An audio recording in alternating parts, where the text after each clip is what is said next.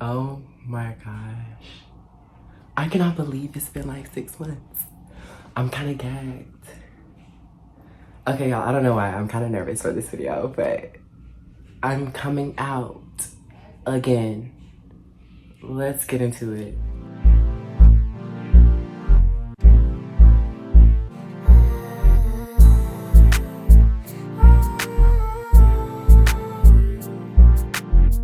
On my white girl sipping on white claw. I'm not feeling this shit like at all. Hello, all of my beautiful, beautiful, lovely people. We are back with another video after 6 months gone. If you are new here, I would like to reintroduce myself. I am coming out as a trans femme and trans woman, and I have been starting the process of transitioning. For now, you can call me LJ. I will share this new chosen name very soon. I'm just in the process with everything, but my pronouns are she, her. This has been a journey, to say the least. Oh my gosh, and I'm just kind of excited to share with you all because I feel like I've been gone for 6 months because I've literally been having this experience and just really tapping into my femininity and doing lots of inner child work, and that's what really led me to this decision. So I guess like since the last you saw me, I was doing a campaign with Maui and Lolita. For some reason, I thought I dropped a video in February from Fashion Week, but I'm telling you, life has really just been going. But I'm here. I have so much to share with you all. This is gonna just be a very transparent, very much vulnerable video for me, and I'm hoping that you all can just hear from me and, you know, just really know what's been going on in my life. So I guess I'll start with January. I was hyped for the new year, but things were just kind of moving slow. I was starting to get a little bit discouraged, but I was still looking for work. I was prepping for Fashion Week. I never lost sight of that. But again, Fashion Week was kind of like this peak moment of me realizing that like femininity is who I wanted to be and how I wanted to present myself, and starting this transition. And then going back even further, I feel like my whole lifetime I've just been kind of forced into these boxes to conform, to look and act and talk a certain way. I grew up as a black boy who was basically like not raised Baptist, but my family was Baptist, and my great grandfather was a Jehovah's Witness. So I was all around religion, and I never really had the space to explore my femininity. And so it was something that's coming much later. I saw a quote recently that was like, queer children don't get to grow up as themselves. So you all are just meeting me for the first time, and that's really exciting. And for me to fully step into this, at first it was just drag, but I started to feel uncomfortable. Like every day I am her, and I'm not gonna deny myself of that. I'm not gonna limit myself to just a performance of me expressing my femininity, because I'm the girl, I'm an it girl, and you know, I'm just really leaning into that and holding that near and dear to my heart. So thank you all for coming on this journey with me. But February Fashion Week was incredible. I feel like it was just that peak moment of me really leaning into who I wanted to become and the journey and all of that. It really got dark because I was like, wow, like this is scary. This is not something that like I feel like I can do. But it really started with me having conversations with my best friends, my tribe, my mom, my family. Like once I started to have those conversations, it put me at ease to know that I'm very much loved and taken care of to make this decision. I feel 100% supported by God, by, you know, and a lot of people probably like, oh, that's not of God, but who are you to tell me what my God has put me here to do? And it's to express versions of myself that not everybody can explain, and I'm gonna do this shit regardless, period.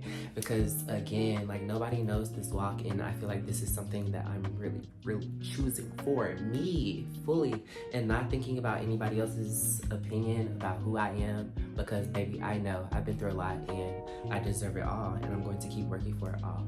So fast forward, Fashion Week, iconic.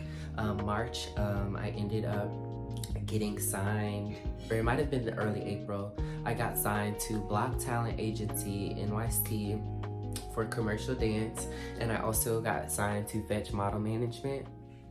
And so that was like, oh my God. And for me just now sharing that publicly, I guess it's never been like an announcement, but I was really like, wow, long time coming. Literally since I moved to New York, I've been trying to get an agent. I've been trying to get in people's faces, knock these doors down, because they were not giving me the time of day. But like, you all see the material. I'm very confident in myself, and I know that I'm talented at what I do. So that was very much affirmative in my journey, as well as being creative, as being a dancer, because you all know that like my background is really in dance, but I'm a multifaceted creative. You've seen me do quite a lot of things, but dance is really what I'm trained in and what I studied in for years and years and years. Like, we're hitting 12 years now.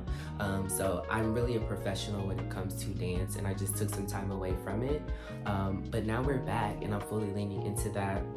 So through Block, like, life is starting to pick up and move in the direction that I really have been praying for. I really wanted to get into the commercial dance world. I really wanted to start expressing and getting into gigs and working with artists and going on tours and really just being paid for being a talent, a valuable talent, because baby, I am that. I can't necessarily say that like this is something else I've been experiencing, is like I've been wanting to find a job, like on a job hunt real bad, like corporate world, like retail, hosting, whatever, you name it, I've been looking for it, like, but it hasn't been aligning. But these gigs with Block and dance have been like over, and that leads me to my next point. A few weekends ago, on the day before Mother's Day, I was on SNL. Saturday Night Live, like, and the way that happened was so divine. Literally, I got an email maybe at 3 o'clock in the afternoon that Thursday before. They were like, oh, are you available for SNL this weekend? I'm like, duh, like, let's run it, let's do it. And then she called me that evening, my agent, and she was like, congratulations, you're gonna be on SNL, rehearsals tomorrow. So I literally had rehearsal the next day, 3 o'clock to 11. We learned the number in like 20 minutes, but we just had to keep running it and staging it with the set, with production, with Maya.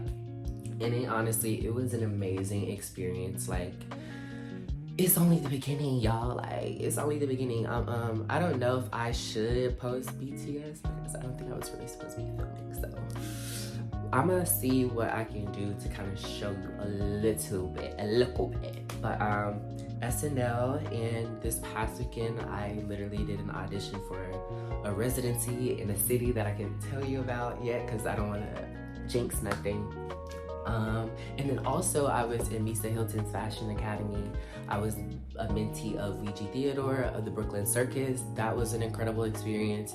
Me graduating from Misa Hilton's Fashion Academy is very much a life-changing experience as well, because you just really realize what community looks like in so many different ways, and that was beautiful. I think me having community and so many sisters and brothers and so many levels has been so affirming right now in this time and space. So like, I really feel confident for everything that's to come, because baby, this is only the beginning. And I thank you all for listening to my story.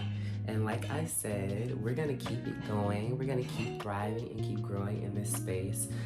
If these new changes about me aren't for you, keep it pushing. Like, I really don't care. But if you showed up here in love and peace to learn something new, to hear about somebody's new perspective, thank you. I appreciate you, and you are appreciated beyond. So I'm gonna wrap this video up. I don't want it to be too long, but with peace, love, and power, LJ out.